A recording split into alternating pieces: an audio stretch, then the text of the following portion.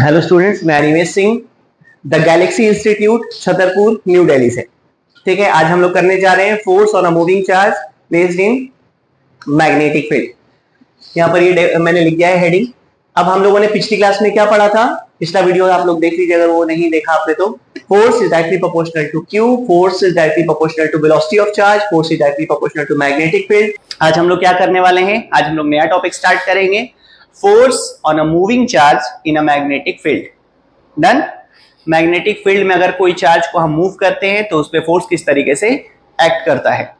तो सबसे पहली बात, फ्लेमिंग का लेफ्ट हैंड रूल याद है, thumb father force, m magnetic field, and this is 3 children, father mother children, force magnetic field current. ठीक है, PMC भूलना मत। डन, ऐसे याद रखना। तो सबसे पहले फ्लेमिंग में एक बार रिवाइज कर देता हूं, फ्लेमिंग्स लेफ्ट हैंड रूल। सबसे पहले ये रूल था किस लिए, फोर्स के लिए था। ठीक है, रूल फोर्स के लिए था। मतलब अगर कोई current carrying conductor magnetic field में होता है, ठीक है, तो उस पर एक फोर्स एक्सपीरियंस होता है। हमने लिखने का तरीका क्या है, when we stretch our 3 fingers in such a manner that this is middle finger shows the direction of current, index finger shows the direction of magnetic field, then thumb shows the direction of force on that conductor। ठीक है, ये तो conductor के लिए था। तो अगर जैसे मान लो अगर मैं इस तरीके से बनाऊं, डायग्राम बना लें इस तरीके से, ये हो गया। अब यहां पर देखते हैं, this is force, this is magnetic field and this is current. अब इंपॉर्टेंट क्या है इसमें याद रखने के लिए, फादर मदर चिल्ड्रन। अब इसमें इंपॉर्टेंट क्या रहेगा कि अभी तो हम लोग मोशन ऑफ चार्ज करने वाले हैं, तो करंट की बात तो नहीं आई, लेकिन ये हमें पता है कि डायरेक्शन ऑफ करंट और डायरेक्शन ऑफ पॉजिटिव चार्ज हम सेम काउंट करते हैं। डायरेक्शन ऑफ करंट और डायरेक्शन ऑफ नेगेटिव चार्ज मतलब इलेक्ट्रॉन हम ऑपोजिट काउंट करते हैं। तो चार्ज का मोशन तुम लोग करंट डिटरमाइन अपने दिमाग में कर लेना। ठीक है, अब एक एग्जांपल लेते हैं। 12th करेंगे, अभी हम 10th कर रहे हैं। 10th चीजें क्लियर हो जाए कॉन्सेप्ट तो हम इस पे आगे बढ़े। चलो एग्जांपल के लिए, इस साइड से इस साइड मैग्नेटिक फील्ड है, इमेजिन करना, मेरे राइट से मेरे लेफ्ट। अगर मैंने एक पॉजिटिव चार्ज को ऊपर थ्रो किया तो फोर्स का डायरेक्शन क्या होगा। पहले तो तीनों परपेंडिकुलर होते हैं, तो ये अपने दिमाग में भर लो। हाँ, अब सोचो। चलो मैं देखता हूं, मुझे नहीं पता, अप्लाई करते हैं, अपने आप पता चल जाएगा। मैग्नेटिक फील्ड इधर, ऊपर चार्ज थ्रो किया तो ऊपर करंट का डायरेक्शन हो गया, तो फोर्स किधर, टुवर्ड्स व्हाइट बोर्ड। क्लियर है। चलो अब इस मैग्नेटिक फील्ड यही है, मेरे राइट से मेरे लेफ्ट। अब एक चार्ज को, इलेक्ट्रॉन को मैं थ्रो कर रहा हूं तुम लोगों के बैक साइड। तुम्हारे बैक साइड थ्रो करने पे फोर्स का डायरेक्शन क्या आएगा। मैंने क्या थ्रो किया है, electron. Keep in mind, electron opposite direction. Done, current का डायरेक्शन ऑपोजिट लेना पड़ेगा। सर इधर हो जाएगा सर, इधर। और मैग्नेटिक फील्ड किधर था सर, नालायकों, सुधर जाओ। मैग्नेटिक फील्ड को ले लेते इधर, ऊपर जाए। इलेक्ट्रॉन किधर थ्रो किया था मैंने, तुम्हारे बैक साइड। तो इलेक्ट्रॉन का डायरेक्शन और करंट का डायरेक्शन ऑपोजिट, तो मुझे किधर लेना पड़ेगा करंट, इधर। Force downward. आ रही है बात समझ में। ठीक है, अब मैं मैग्नेटिक फील्ड को बदलता हूं। मैग्नेटिक फील्ड का डायरेक्शन है नीचे से ऊपर की तरफ, अपवर्ड। डन। अब मैं एक चार्ज को थ्रो करने वाला हूं डाउनवर्ड। फोर्स बताओ। जब मैं नेगेटिव ना कहूं तो चार्ज को तुम लोग पॉजिटिव ही ट्रीट करना। अगर ये परपेंडिकुलर ना हो, पैरेलल हो जाए या एंटी पैरेलल हो जाए, तो फोर्स नहीं लग सकता। आएगा ही नहीं, तुम्हारे फिंगर सेट ही नहीं होंगे उस जगह पे। ये याद रखना। बस मैं जानबूझ के थोड़ा सा तुम लोगों को पजल कर रहा हूं ताकि तुम लोग चीजें अपना, ठीक है, ये दिमाग में तुम्हारे चलने लग जाए। पैरेलल हो या एंटी पैरेलल हो तो फोर्स नहीं लगता, ठीक है। मैग्नेटिक फोर्स 0 होता है। डन। अभी उसको हम एक्सप्रेशन से भी समझेंगे, बट अदरवाइज 10th के लेवल पे ये चीजें दिमाग में होनी चाहिए। चलो, तो मैग्नेटिक फील्ड था ऊपर की तरफ, मैं एक चार्ज को थ्रो कर रहा हूं तुम्हारे राइट साइड में, मतलब मेरे लेफ्ट साइड में, इधर मैग्नेटिक फील्ड ऊपर, चार्ज थ्रो किया मैंने मेरे लेफ्ट। चलो देखते हैं मैग्नेटिक फील्ड किधर था, ऊपर। सर राइट तरफ आएगा। और करंट की चार्ज किधर थ्रो किया हमने, इधर। मेरे लेफ्ट। हाँ इधर आएगा। क्लियर है? Yes sir. समझ आ रही है बात? अब इसके बाद हम लोग आते हैं force on a moving charge placed in a magnetic field, ये है। डन। अब इसमें क्या हो जाएगा, F जो होता है वो डायरेक्टली प्रोपोर्शनल होता है चार्ज के, F डायरेक्टली प्रोपोर्शनल होता है वेलोसिटी के, और F डायरेक्टली प्रोपोर्शनल होता है मैग्नेटिक फील्ड के, ठीक है। हमें परपेंडिकुलर कंपोनेंट चाहिए चार्ज का, परपेंडिकुलर होगा तभी होगा, तो हमें F इज डायरेक्टली प्रोपोर्शनल तो हम लिख देते हैं साइन थीटा के। By combining all, F is directly proportional to QVB sine theta. जब हम प्रोपोर्शनैलिटी हटाएंगे तो क्या आएगा, K QVB sine theta. Done. अब K जो होता है वो होता है 1 बाय एक्सपेरिमेंटल ऑब्जर्वेशन। तो ओवरऑल हमारा फॉर्मूला क्या बना, F is equal to QVB sine theta. Q तो हमारी स्केलर क्वांटिटी है, तो हम लोग लिखते हैं इन वेक्टर फॉर्म QV क्रॉस, ये है वेक्टर फॉर्म में और ये है स्केलर फॉर्म में। ये तीनों जब म्यूचुअली परपेंडिकुलर होते हैं तभी फोर्स डिसाइड किया जाता है, ठीक है। जो मैग्नेटिक फील्ड और वेलोसिटी आपस में पैरेलल हो जाएंगे चार्ज के, उस वक्त फोर्स लगेगा ही नहीं। समझ आ गई बात? ठीक है। And directly proportional to sine theta. Sine theta क्यों लिया, फ्लेमिंग के लेफ्ट हैंड रूल से फोर्स मैग्नेटिक फील्ड, फोर्स ये है फोर्स मैग्नेटिक फील्ड और करंट तीनों म्यूचुअली परपेंडिकुलर होते हैं, तो वेलोसिटी का कोई भी कंपोनेंट जो पैरेलल या एंटी पैरेलल होगा उस पर फोर्स क्या होगा, 0 होगा। अब यहां पर क्या होगा, हमने कहा कि वेलोसिटी है और ये मैग्नेटिक फील्ड है, तो वेलोसिटी के दो कंपोनेंट बन गए, एक कंपोनेंट हो गया F cos है कि अगर हम लोग मैग्नेटिक फील्ड के परपेंडिकुलर एक चार्ज को थ्रो करते हैं और दूसरा एंगल पे थ्रो करते हैं, केस फर्स्ट ये, हाँ ये फोर्स का डेरिवेशन है ऑन अ मूविंग चार्ज। इसके दो केस होंगे कि एक बार हम थ्रो करेंगे मैग्नेटिक फील्ड के परपेंडिकुलर और एक बार थ्रो करेंगे मैग्नेटिक फील्ड के साथ किसी एंगल पे। पैरेलल तो थ्रो कर ही नहीं सकते, कोई फोर्स ही नहीं रहेगा हमारे पास करने को कुछ भी नहीं होगा। डन। तो केस फर्स्ट लेता हूं मैं, B is perpendicular to B। Done.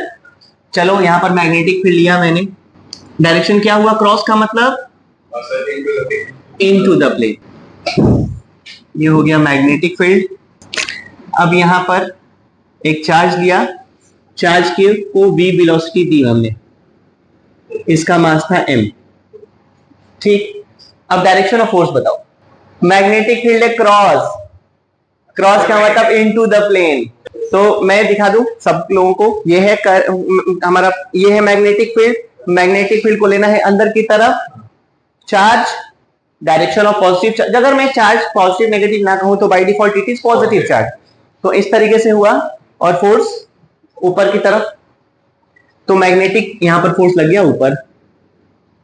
अब क्या होगा, ये अगर इधर चलने वाले ऑब्जेक्ट को अगर इधर से खींचा जाए तो मुड़ेगा ऐसे, तो मैग्नेटिक फील्ड में चार्ज हमेशा एक सर्कुलर मोशन प्रोवाइड करता है, ठीक है। इसको इधर से खींचेंगे, यहां जाएगा और ऐसे आके, अगर सोच लो यहां पर अगर ये चार्ज पहुंचा, इसकी वेलोसिटी इधर हो गई होती, फोर्स किधर लग रहा होता है, इधर, मतलब फोर्स हमेशा, सोच के देखो, ऐसे ऐसे और इधर, ठीक है। अंदर करंट की वेलोसिटी डायरेक्शन लिया, करंट कहां, करंट इधर, हाँ पहले तो हमारा ये इंडेक्स फिंगर अंदर की तरफ है, करंट की डायरेक्शन वेलोसिटी ले लो, फोर्स चला गया सेंटर की तरफ, ये पूरा पाथ बना लेगा, ये ओवरऑल घूम जाएगा। सेंटर की तरफ लगने वाले फोर्स को हम कुछ कहते हैं सेंट्रिपिटल फोर्स। तो यहां पर क्या दिख रहा है कि magnetic force is equal to centripetal force. चलो मैग्नेटिक फोर्स क्या हो जाएगा, मैग्नेटिक फोर्स हो जाएगा हमारे पास Q we B and sine 90। Centripetal force का फॉर्मूला क्या होता है, M we square upon R. ठीक है, आर में क्या ले रहा हूं, R is the radius of the circular path. अब यहां पर अगर हम ऐसा करते हैं तो फिर हमारे पास क्या बनेगा, q we b is equal to m we square upon r. एक वी से एक भी गया तो हमारे पास जो वी आया q b r upon m, एक फॉर्मूला बन गया। अगर आर की बात करें m v upon Q b होगा। एम वी को कुछ कहते हैं mass into velocity, momentum.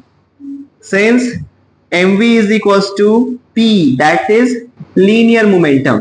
Linear momentum और काइनेटिक एनर्जी के बीच का रिलेशन पहले मैं थोड़ा सा 11th क्लास का रिकॉल कर लूं, भूल तो सारे ही जाते हैं। मोमेंटम जो होता है वो होता है mv और काइनेटिक एनर्जी जो होती है चलो हाफ mv स्क्वायर। डन। अब अगर इसमें मैं पूरे में अगर मैं m मल्टीप्लाई कर दूं तो क्या हो जाएगा, तो m के इज इक्वल टू लिख दूं p square by 2। m square v square is what, p square. तो p क्या आ गया 2m k, और अगर k लिखना रहा तो क्या आ गया p स्क्वायर अपॉन 2m। ये तुम लोगों को डेरिवेशन में लिखना नहीं है, ये तो मैंने इसलिए करा दिया क्योंकि तुम सब नालायक हो, कुछ भी याद रहता नहीं है, इसलिए अलग से करना पड़ा। डन। अब यहां पर आते हैं मोमेंटम में। अब काइनेटिक एनर्जी, ठीक है चलो एक चीज और, चार्ज अगर मूव करता है तो उस पर जो वर्क डन होता है वो चार्ज इंटू पोटेंशियल डिफरेंस होता है, चैप्टर 2। डन।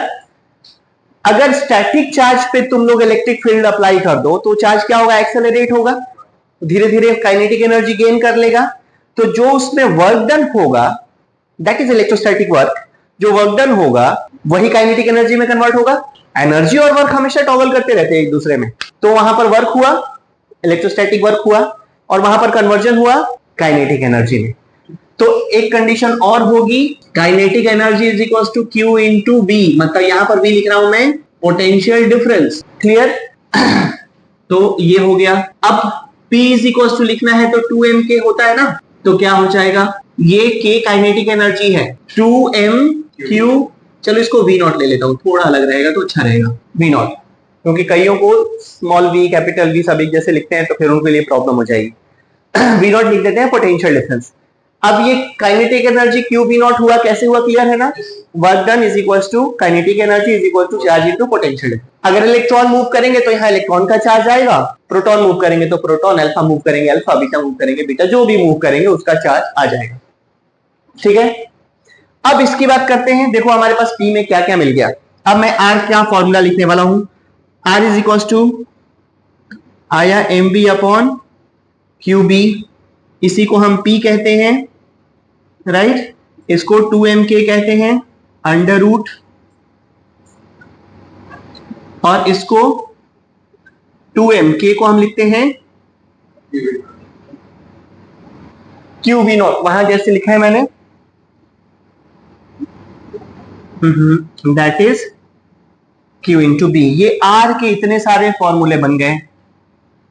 12th क्लास में सबसे ज्यादा फॉर्मूले वाला चैप्टर भी यही है। क्लियर है। इस पे क्वेश्चन करेंगे, अभी क्वेश्चन करेंगे, पहले थियरी कर लेते हैं। डन। अब इसके बाद और हमें क्या निकालना होगा, इसके बाद हमें निकालना होगा काइनेटिक एनर्जी ऑफ पार्टिकल। ठीक है। अब कहां लिखूं मैं, यहां लिखते हैं, that is kinetic energy is equal to half m b square, half m v क्या हो जाएगा, q square b square r square by m square, m same गया, दैट इज हाफ, चलो ऐसे लिखते हैं, q square b square r square upon 2m, that is kinetic energy. Time period क्या होता है, टाइम पीरियड किसी कहीं से भी टाइम पीरियड का मतलब क्या होता है? Time taken by complete one oscillation. हाँ, कि कोई भी साइकिलिक प्रोसेस को एक साइकिल कंप्लीट करने में कितना टाइम लगेगा, दैट इज। तो यहां पर सर्कुलर मोशन हो रहा है, तो एक चक्कर में लगने वाला टाइम, मतलब एक चक्कर में लगने वाला टाइम इज टाइम पीरियड। तो हम निकालते हैं, तो हम लिखते हैं time period t is equal to distance upon speed. Done. तो डिस्टेंस क्या हो गया, 2 पाई आर अपॉन v। चलो r की जगह मैं पुट करने वाला हूं, तो टाइम पीरियड क्या आ गया, 2 pi M upon Q B. Done. ठीक। अब आते हैं, चलो ये 11th वाला पार्ट हटाता हूं यहां से, ठीक है। ये तुम लोगों को नोट कर तो नहीं करना 11th वाला? नहीं, कर लेना तुम सब बेकार हो।